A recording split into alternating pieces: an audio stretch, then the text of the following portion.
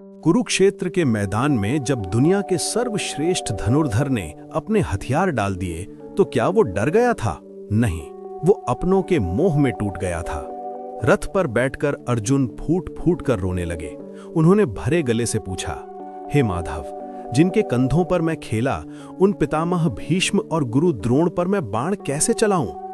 अपनों के खून से सने इस राज सिंहासन का मैं क्या करूंगा?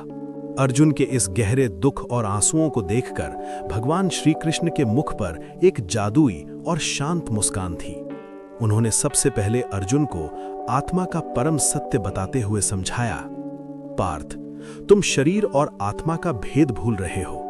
नयनम छिंदन्ति शस्त्राणि नयनम दहति पावकः। इस आत्मा को ना कोई शस्त्र काट सकता है, ना आग जला सकती है।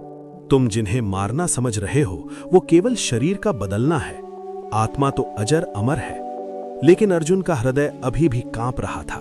उन्होंने दूसरा प्रश्न किया, केशव, अपनों का वध करके अपने ही कुल का नाश करना क्या ये सबसे बड़ा पाप नहीं है? मैं ये महापाप कैसे करूं? इस बार माधव ने गंभीर होकर धर्म का असली अर्थ समझाया।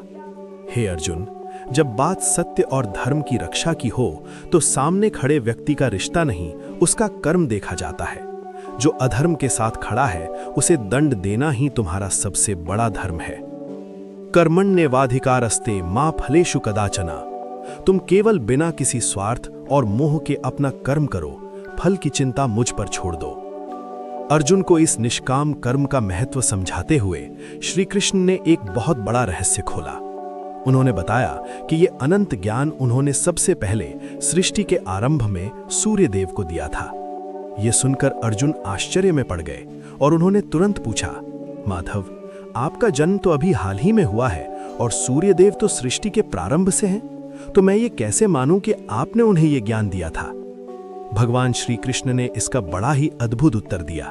उन्होंने कहा, हे अर्जुन, मेरे और तुम्हारे बहुत से जन्म हो चुके हैं, मुझे वे सब याद हैं, पर तुम्हें याद नहीं। जब जब इस धरती पर धर्म की हानि होती है तब तब मैं अवतार लेता हूं। अर्जुन को ये सब ज्ञान देने के बाद उनके बचे हुए हर संदेह को हमेशा के लिए दूर करने के लिए श्री कृष्ण ने अपना अनंत और विशाल विश्व रूप दिखाया। करोड़ों सूर्यों की चमक वाले उस रूप को देखकर अर्जुन मान गए। भगवान के इस विराट सत्य ने अर्जुन के सारे मोह के आंसू पोंछ दिए और उनके गांडीव से धर्म के बाण छूटने लगे।